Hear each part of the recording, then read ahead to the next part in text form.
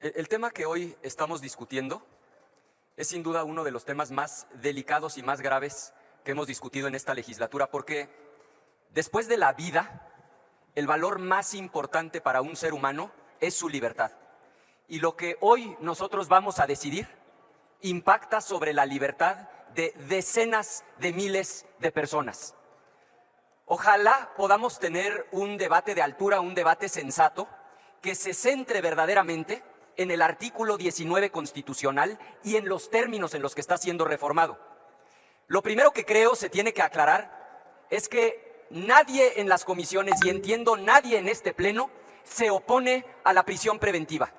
Nadie está en contra de la medida cautelar establecida en el Código llamada prisión preventiva. Y todas y todos coincidimos en que quien cometa los delitos graves de extorsión, tráfico de fentanilo, uso de comprobantes fiscales falsos, vaya a prisión. Entonces, ojalá no terminemos en este falso debate como si unos estuviéramos en contra de la prisión preventiva y quisiéramos delincuentes en la calle. Todos reconocemos la medida cautelar y todas y todos queremos a los delincuentes en la calle. Ese no es el debate. El debate tiene que ver con la prisión preventiva automática, la prisión preventiva oficiosa.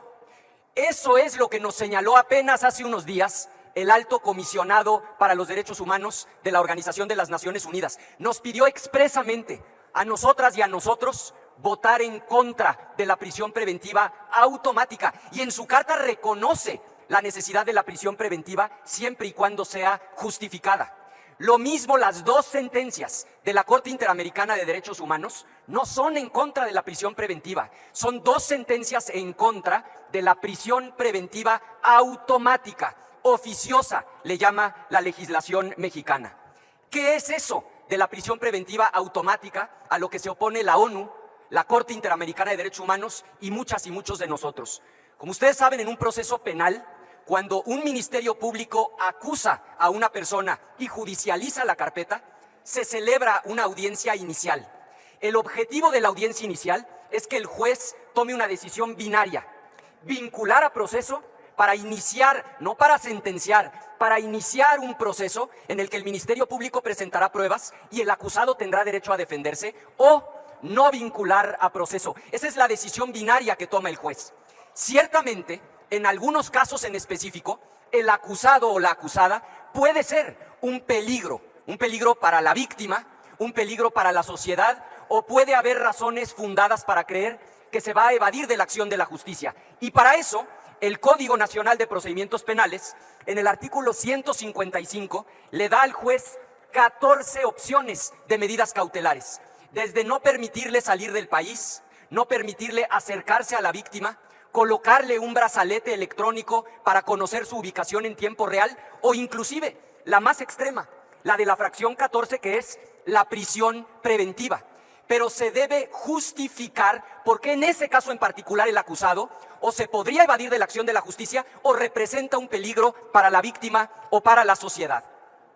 La prisión preventiva automática o justificada, esta que ha condenado la ONU, esta que la Corte Interamericana para los Derechos Humanos nos ha ordenado eliminar de la Constitución y ha ordenado a los juzgadores inaplicar, es otra cosa distinta. Es que en los casos en que el acusado esté siendo imputado por cualquiera de los delitos que están en el artículo 19, el juez no tiene margen para decidir. El juez está obligado de oficio, de manera automática, por eso se le llama prisión preventiva oficiosa automática, a dictarla. Decía ahora mismo Claudia Nagy, decía muy bien, en ese absurdo catálogo está el robo a casa habitación. No es lo mismo una banda de delincuentes violentos que roban casas, en donde muy probablemente se justificaría la prisión preventiva, que una empleada doméstica acusada de haberse robado algo. No lo han probado, no está sentenciada. Si esa carpeta se judicializa en contra de esa empleada doméstica, el juez necesariamente, porque está en el catálogo del 19, el robo a casa habitación, la tiene que meter a la cárcel 2 años en lo que se investiga. Esa es la gravedad de lo que se está discutiendo el día de hoy. Por eso es que la ONU, la Corte Interamericana de Derechos Humanos y algunas y algunos de nosotros, entiendo que no hay unanimidad, consideramos que es violatoria de los derechos humanos, particularmente de la presunción de inocencia. Porque además, en el nuevo sistema de justicia penal, el estándar probatorio para vincular a proceso es bajísimo. Es decir, el nivel de certeza que debe tener el juez para vincular a proceso es mínimo, porque apenas va a iniciar el procedimiento que efectivamente culminará con una sentencia. Que de manera automática, cuando a una persona se le vincula a proceso, se le meta a la cárcel 2 años, es un absoluto despropósito y es una violación a los derechos humanos. Pero no solo es violatoria de los derechos humanos y no solo es injusta, es ineficaz y es contraria al propósito que ese sí creo todas y todos compartimos. Porque todas y todos queremos la pacificación del país. Y sabemos que la pacificación del país pasa por 2 cosas muy concretas. Primero, la prevención del delito. Y ahí es donde juegan un papel muy importante las becas, los parques, la cultura, la educación. Pero segundo, el ataque frontal a la delincuencia organizada. Porque esos que se organizan para traficar drogas, que se organizan para robar autopartes, que se organizan para delinquir de manera sistemática, eso no se va a acabar con becas, con parques, con vigilancia. Eso se acaba con investigación. Por eso reformamos el artículo 21. Por eso le dimos por unanimidad más facultades a la Secretaría de Seguridad Ciudadana. Porque necesitamos que se investigue para mapear a estas organizaciones criminales y que entonces sí se les pueda desmantelar. ¿Saben hoy por qué no investigan los ministerios públicos y las fiscalías? Porque les regalamos la prisión preventiva oficiosa en el 19 constitucional. No están obligados a investigar. Por eso esta figura no existe en países democráticos. Prisión preventiva, claro, justificada, caso por caso. No es lo mismo una persona indígena que se metió a la casa del vecino y se robó una gallina que una banda de delincuentes que se dedica de manera sistemática al robo a casa habitación. Pero cuando se establece en el 19 la prisión preventiva automática, en ambos casos, no importa si es un indígena o si es una banda de delincuentes, se van 2 años a la cárcel. Creo que le hablan por acá, presidente. Y senadora Mayuli Latifa, Simón. Presidente, sí. Martínez Simón, perdón. Gracias. Para a través de su conducto, para si él me acepta el orador una pregunta, por favor. Le preguntan, senadora Naya, si acepta una pregunta. Dígale, por favor, a la senadora Mayuli que sí acepto su pregunta. En fin, que tiempo es lo que nos sobra aquí.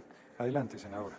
Sí, claro, pues ya estamos con muchas intervenciones desde el inicio. A ver, senador, usted hizo un comentario ayer en las Comisiones Unidas en las que estábamos discutiendo este tema. Y usted explicaba que la prisión preventiva oficiosa inclusive contradice la reforma al Poder Judicial que Morena y sus aliados aprobaron y votaron y presentaron. Me pregunta, ¿por qué usted considera esta contradicción de lo que hoy se está haciendo en el 19 constitucional con la reforma al Poder Judicial de Morena? Adelante, senador. Le comento, para no interrumpirlo, que una vez que se acaben los 2 minutos que tiene para responder, se echará a andar el reloj con su tiempo. Adelante. Gracias, presidente. Como he dicho, me parece injusta porque viola la presunción de inocencia. Me parece ineficaz porque libera a los ministerios públicos de la tarea de investigar. Pero tercero, es una enorme contradicción con la reforma judicial que el oficialismo aprobó. Porque si el oficialismo sostiene que con la reforma judicial ahora tendremos jueces honestos y capaces, que se va a terminar la corrupción en el Poder Judicial, entonces ya no queda un solo argumento a favor de la prisión preventiva oficiosa, porque lo que ha dicho el oficialismo, y lo repitió hasta el cansancio en la comisión, es que hay que obligar a los jueces a dictar la prisión preventiva porque son corruptos o porque los amenazan. Lo cual de suyo es absurdo, pero si sostienen que con la reforma judicial vamos a tener el mejor poder judicial del mundo, entonces ¿cuál es el temor de permitir que sean las y los jueces los que, como ocurre en todos los países civilizados del mundo democrático, decidan en qué casos es necesaria esta medida cautelar llamada prisión preventiva y en qué casos no es necesaria y se puede usar cualquier otra medida cautelar del propio catálogo que está en el 155? Concluyo. Creo que nadie en este pleno está en contra de que exista una medida cautelar llamada prisión preventiva. No necesitan recordarnos que hay casos concretos donde el acusado es un peligro para la víctima o para la sociedad. Nadie en este pleno quiere extorsionadores o traficantes de fentanilo en las calles. Ese no es el debate.